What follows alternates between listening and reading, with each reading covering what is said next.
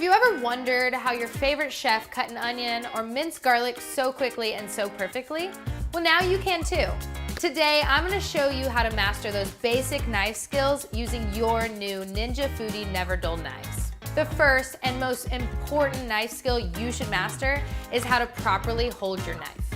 Use the chef's pinch grip for better control while cutting. Here's how to do it. Place your thumb and your forefinger on either side of the knife blade close to the handle. It should look like you're pinching your knife between your fingers. Wrap the remaining fingers around the handle of your knife. Holding the knife this way may feel uncomfortable and unnatural at first, but it provides much better control than holding the knife by the handle or placing your finger on top of your knife. Practice cutting using this grip to get the hang of it. Another important step is ensuring your non-cutting hand is safe while cutting. Do not lay your fingers flat while you cut. This puts you at risk of cutting yourself and losing a finger. Instead, bend your fingers so that the knife gently grazes your knuckles as you cut. This way, your fingers are safe from that razor-sharp edge. For best results, cut using a rocking chop motion. Start by pushing down with the tip of your knife, gently rocking towards the back of your knife as you cut. This will help you maintain safe control while you chop, slice, and dice. All right, let's start with a rough chop. This is the easiest cut you'll come across, and it's common in stews and stocks, or when you want your ingredients to cook but don't really have to worry about presentation or perfect cuts. Start by cutting your potato in half lengthwise so you have a flat surface to use on your cutting board. With the flat side down, cut your potato lengthwise into roughly equal sections, usually about 3/4 of an inch wide. Next, turn the pieces you just cut and chop them again, roughly 3/4 of an inch cube shapes. It's likely all your pieces will not be perfectly uniform, but that is okay. This is a rough chop. Recipes that require a bit more precision will call for a dice. For example, an onion. Start by chopping your onion in half through the root end. Then, peel the outer layers of the onion. With the flat side of the onion down, make a few horizontal incisions into your onion, about 1/4 of an inch thick. Then, turn the onion towards you and make a few vertical cuts, again about 1/4 of an inch thick.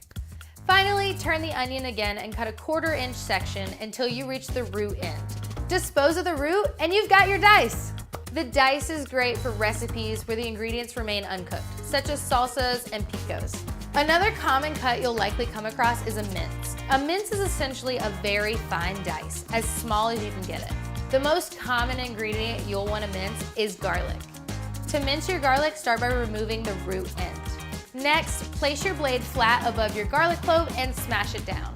This will make it easier to peel your garlic. Once the skin is removed, use a rocking chop motion to very finely chop your garlic. Repeat these steps several times until you reach your desired consistency. The finer the mince, the more flavorful your dish will be. The julienne is a fine matchstick cut often used with vegetables such as carrots and potatoes. Let's start with a carrot. Start by cutting your carrots into 2-inch segments. Once you've got your 2-inch segment, start by cutting off one side so you have a flat base to work with for stability. With the flat side down on the cutting board, make 1/8 inch equal slices. Next, take the slices you've just made and stack them on top of one another. Again, make 1/8 inch cuts to get equally sized matchsticks. The julienne cut is great for raw preparations such as slaws, as well as for pan or stir frying your favorite veggies. The bâtonnet is another cut often used with vegetables, but it's perhaps best known as a standard French fry cut. Let's demonstrate with a potato. Start by cutting your potato in half lengthwise. You can remove the peel or keep it on. It's really up to personal preference or your recipe. Make cuts on each side of the half to create a block shape, cutting off the sides and the ends. Next, cut your potato into 1/4 inch thick slices, and you've got your bâtonnet. If you're looking for recipe inspirations or have questions about the Ninja Foodi NeverDull knife system, visit us at ninjatestkitchen.com and join the official Ninja Foodi family community on Facebook.